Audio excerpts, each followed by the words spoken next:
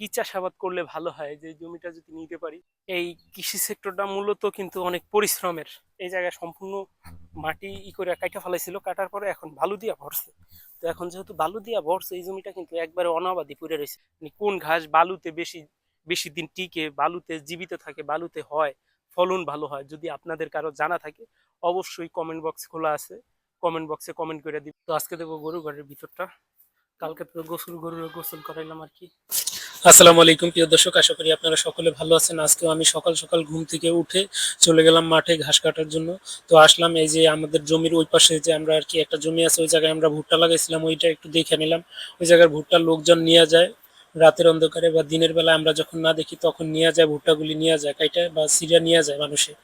তো এখন ওইগুলি একটু দেখবো, ওইটা পরে দেখবো। যাই হোক, এখন তো গরুর জন্য ঘাস কাটতে হবে, তো আমি এখন ঘাস কাটার জন্য আসছি। এই কৃষি সেক্টরটা মূলত কিন্তু অনেক পরিশ্রমের। এই কৃষি সেক্টরে আপনি আসবেন ঠিক আছে, কিন্তু এই জায়গায় অনেক পরিশ্রম করতে হবে, তাইলে সফলতা পাবেন। আমরা যারা নতুন যারা উদ্যোক্তা আছি বা নতুন যারা কৃষি নিয়ে ভাবতেছি, আপনারা যদি ঘাস চাষ করেন বেশি বেশি করে, তখন আপনি গরু লালন পালন করতে পারবেন, এতে দ্বিধা নাই। এই যে আমরা এই জায়গায় কতটুকু ঘাস চাষ করছি, অল্প একটু।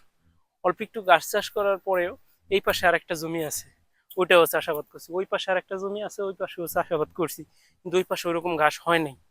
তো এখন ওই ঘাসটারে যে জায়গা দিয়ে না হয়েছে ওই জায়গা দিয়ে ঘাস লাগাইতে হবে, যে জায়গা দিয়ে ঘাস মারা গেছে আর কি এই শুষ্ক মৌসুমে। তো এখন ওই ঘাস লাগাইতে হবে, পানি দিতে হবে, সার দিতে হবে, এরপরে আবার নতুন করে কাটতে হবে। এইগুলি না করলে গরু পালা খুবই কষ্টকর। এছাড়াও আমরা দানাদার খাবার একটু কম খাওয়াই, ঘাস যেহেতু আছে, ঘাস খাওয়ানোর চেষ্টা করি সব সময়। তো আপনারা বেশিরভাগই কাজ করবেন যে আগে ঘাস লাগাইবেন, তারপর গরু লালন পালন করার চিন্তা ভাবনা করবেন, বা তারপর বেশি বেশি এই কাঁচা ঘাস লাগাইবেন, তাইলেই হবে। তো আমার এই ভিডিওটা করার উদ্দেশ্য শুধু যে আমি যে ঘাস কাটতেছি তারপর গরু লালন পালন করতেছি বা আমি খামার দেব, শুধু এইটা না। আমার এই ভিডিও করার উদ্দেশ্য হইতেছে যে আপনারা যারা বেকার আছেন, যারা কোনো কাজ কাম করেন না, কিন্তু বাড়িতে বাবার সম্পত্তি আছে বা নিজের অ্যাবিলিটি আছে, সম্পত্তি জমি জমা আছে, এইগুলি দিয়ে আপনি চাষাবাদ করতে পারেন। আপনি যদি শিক্ষিত হয়ে থাকেন তবু আপনি পারবেন, আপনি যদি অল্প শিক্ষিত হয়ে থাকেন তবু আপনি কাজগুলি করতে পারবেন। কেননা এই কাজগুলিতে বেশি একটা শিক্ষার দরকার হয় না। আপনি যদি খুব বেশি শিক্ষিত হয়ে থাকেন তবু আপনি এই কৃষি সেক্টরে কাজ করতে পারবেন।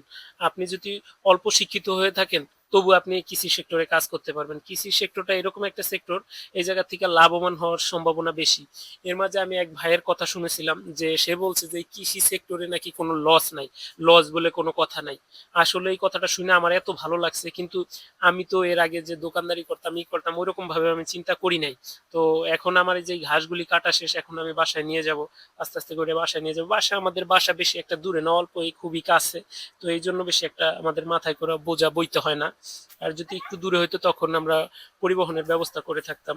তো পরিবহনের ব্যবস্থা এখনো করা হয়নি, তবে যদি আশেপাশে যদি আমরা জমি না মিলাইতে পারি, যদি একটু দূরে জমি মিলাইতে হয় লিসে বা যেভাবে হোক রাখা হয়, তো ওই তখন হলো গিয়ে আমরা পরিবহনের ব্যবস্থা করবো। এখন অল্প দুগা ঘাস কাটি আর এইগুলি এখন নিজেই মাথায় করে বোঝা করে নিয়ে আসি। তো আজকে দেবো গরু ঘরের ভিতরটা। কালকে তো গরুর গোসল করাইলাম আর কি। আজকে দেখি যে ভিতরটা আজকে এত নোংরা নাই, আবার যেহেতু দুধ দুধ দোয়ায় নিয়ে গেছে গা। তো এখন হালকা পাতলা একটু ময়লা গোবর আছে, এগুলি এখন ফালাই দিলে হইব। আজকে আর গরু পুরো ভিজান লাগবে না, এইগুলি কাজ করতে বেশি সময় লাগবে না। তো এইগুলি যে জায়গায় ময়লা টয়লা আছে যা আছে, এখন নতুন করে যে গোবরগুলি হয়েছে এই গোবরগুলি এখন আমি পরিষ্কার করে দেবো। বাছুরগুলি অল্প কটা কুড়া বানায় দিব, কুড়া আর কি ছোলায়া করে দিব, তাইলে এগুলি খাইতে পারবো। তো কাঁচা ঘাস এখন দিব না বাছুরে। এই বাছুরগুলির কুটা চলায় দেওয়ার পরে তো আমি ভাবছিলাম যে এই ঘাসগুলি পরে হয়তো খাওয়াবো, বা এখন এই যে এই বড় গরুগুলি আছে, গাভীগুলি আছে, এইগুলারে পরে ঘাস দিব। কিন্তু পরে ভাবলাম যে অল্প অল্প করে দেওয়া যাক, এখন তখন পরবর্তীতে আব্বা এসে পরে দিব না।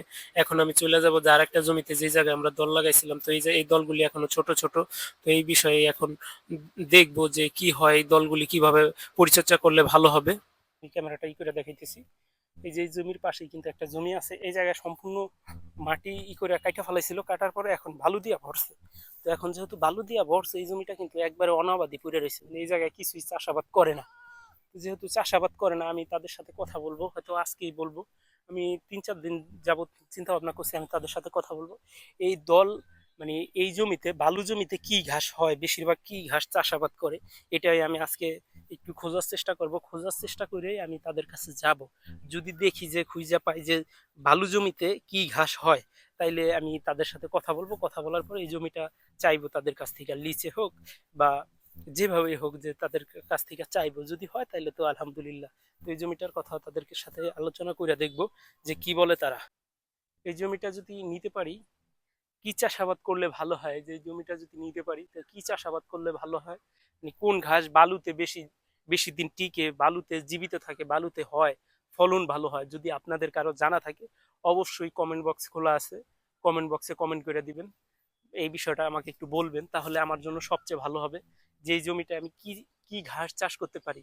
যেহেতু আমাদের গরু আরো বাড়ানোর চিন্তা ভাবনা আছে, আমার নিজের থেকে আরো গরু বাছুর আরো কিনবো, তো খুব তাড়াতাড়ি হয়তো এই ঘাসের ব্যবস্থা করতে পারলে আরো কিনা যাইতো।